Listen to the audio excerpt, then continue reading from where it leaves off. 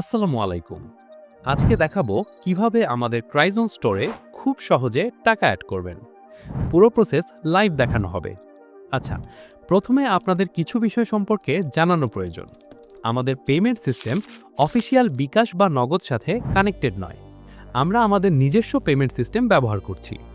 কারণ ভেরিফিকেশনের সময় আপনাদের যাতে কোনো ঝামেলায় পোহাতে না হয় এবং আমাদের যাতে একটু কম ব্যয় হয়, যাতে আমরা আপনাদের বেস্ট প্রাইসে সব প্রোডাক্ট দিতে পারি।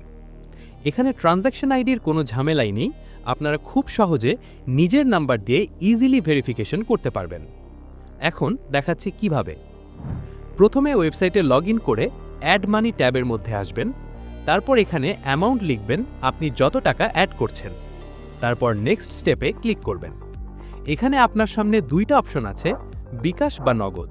আপনি চাইলে বিকাশ অথবা নগদ যে কোনো মাধ্যমে টাকা অ্যাড করতে পারবেন। আমি এখন বিকাশ সিলেক্ট করছি। তারপর আপনার সামনে এমন একটা ইন্টারফেস আসবে। এখানে নিচে দেখুন একটি নাম্বার দেওয়া আছে।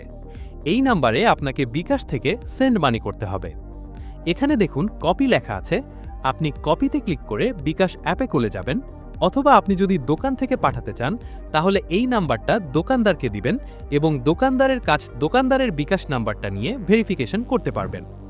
মনে রাখবেন, অ্যামাউন্ট কিন্তু কম বা বেশি হওয়া যাবে না, যা আছে তাই থাকতে হবে। এখন আমি আপনাদের বিকাশ অ্যাপ থেকে টাকা পাঠিয়ে দেখাচ্ছি।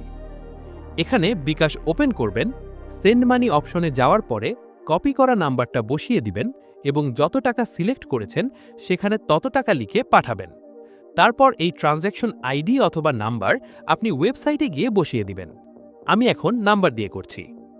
এখানে দেখুন ট্রানজ্যাকশন আইডি দিয়ে ভেরিফিকেশন করতে হলে এখানে ট্রানজ্যাকশন আইডি বসাবেন, আর যদি নাম্বার দিয়ে ভেরিফিকেশন করেন তাহলে ট্রানজ্যাকশন আইডি নেই, নাম্বার দিয়ে ভেরিফিকেশন করুন।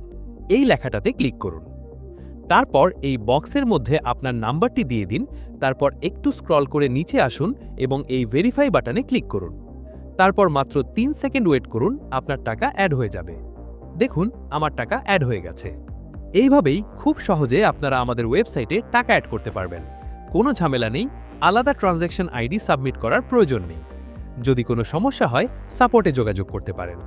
ধন্যবাদ আমাদের সাথে থাকার জন্য।